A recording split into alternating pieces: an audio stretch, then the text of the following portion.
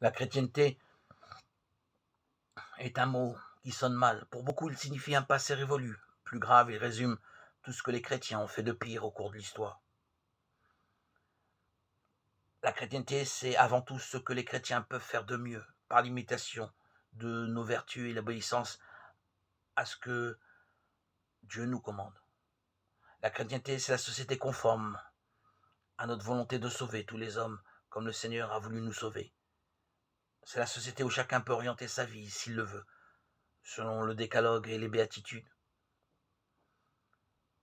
La chrétienté, c'est aller à la rencontre de l'autre pour lui faire connaître le message de Dieu. Depuis l'origine, l'amour du prochain est la porte d'entrée du royaume éternel. Et cet amour se traduit par des comportements précis, que l'organisation temporelle d'une société n'est pas indifférente au salut éternel de ses membres. L'organisation temporelle d'une société doit leur permettre de pratiquer sans obstacle le bien selon leurs dons et leur vocation. Bien plus, le salut temporel d'une société est lié au respect des commandements. Une loi morale supérieure, indépendante des fluctuations d'une majorité s'impose à ses décrets et ses institutions. Prenons conscience. Car nous ne sommes pas venus dans notre histoire pour investir le pouvoir temporel et politique.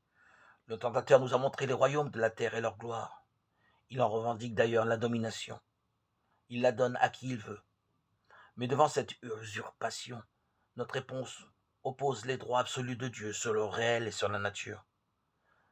Le pouvoir du mauvais sur les choses et les consciences lui vient de nos transgressions, et il faut la puissance de notre sacrifice pour lui ravir son empire.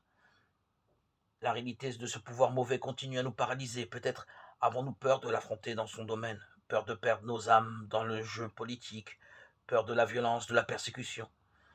Ces dangers sont bien réels aujourd'hui, et on ne manquera pas de nous tenir rigueur de nos dénonciations, des ambiguïtés et d'une tolérance sans issue. Seule la vérité fait le lit de la charité.